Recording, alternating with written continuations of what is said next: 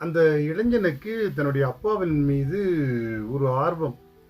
இதுவரை நான் பார்த்த வரையில் அவங்க அப்பா ஒருவர் கூட குறை சொல்லவில்லை. அவங்க அப்பாவை ஒருவர் கூட குறை சொல்லவில்லை. இந்த பையனுக்கு அதிசயம். எங்க அப்பாவை யாரும் கெட்டவர் என்று இது ஒரு வார்த்தை கூட என் காதால் கேட்கவில்லை. எங்க அப்பாவும் யாரும் கெட்டவர் என்று ஒரு வார்த்தை கூட கூறவில்லை என்று அவனுக்குள்ள முணுமுணுத்தார். இது எப்படியாவது அப்பாவிடம் கேட்டுக்கொள்ள வேண்டும் என்பதற்காக அப்பாவிடம் கேட்டுவிட்டார். அப்பா, என்னுடைய வயது 22, 23 ஆகிறது. உன்னை எல்லோரும் நல்ல அபிப்பிராயம் எடுத்து பார்க்கிறார்கள். நீங்களும் அடுத்தவர்களை நல்ல அபிப்பிராயம் எடுத்து பார்த்து கொண்டிருக்கிறீர்கள். ஒரு ஒரு துளி கூட ஒரு சந்தேகமோ அடுத்தவர்களை பற்றி தவறான எண்ணம் வரவில்லையா என்று கேட்டதற்கு அப்பா சொன்னாராம், நாம் என்ன நினைக்கிறோமோ அதுதான் வெளி உலகம். வெளி உலகம் இப்போ எப்படி நினைக்கிறது அதுதான் நம் உலகம்.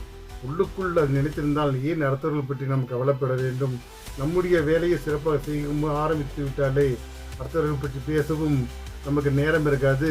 நாம் சிறப்பாக செய்தால் அடுத்தவர்களுக்கு சொல்வதற்கும் அதில் வார்த்தை இருக்காது என்று அந்த மகனுக்கு அறிவுரை சொன்னாராம்.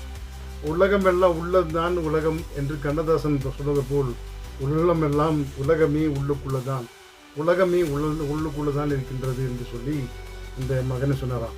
அன்றிலிருந்து அந்த மகனுக்கு ஒரு செயல் தென்பட்டது. நாம் ஏன் என் அப்பாவை போல் அடுத்தவர்களை தவறான பார்க்காமல் என்னுடைய வேலையில் மட்டும் முழு கவனம் செலுத்துவேன் என்று உணர்ந்தால் நிச்சயமாக சாதிக்க முடியும் என்று உணர்ந்து அன்றிலிருந்து தன்னுடைய செயல்பாட்டை மாற்றினாராம். உலகம்தான் உள்ளம், புரிந்து கொண்டால் வாழ்க்கையும் உலகமாக மாற்றக்கூடும் என்று சொல்லி 2 பேரும் சிரித்து கொண்டே சென்றார்களாம். இதையும் நாம் கடைபிடித்தால் நம் உண்டு, நம்ம வேலை உண்டு, அடுத்தவர்களும் குறை சொல்ல அவசியமில்லை. நாமும் இந்த குறைகள் இல்லாமல் வாழ்க்கையை நகர்த்துவோம். சந்தோஷம். வாழ்க வளம்.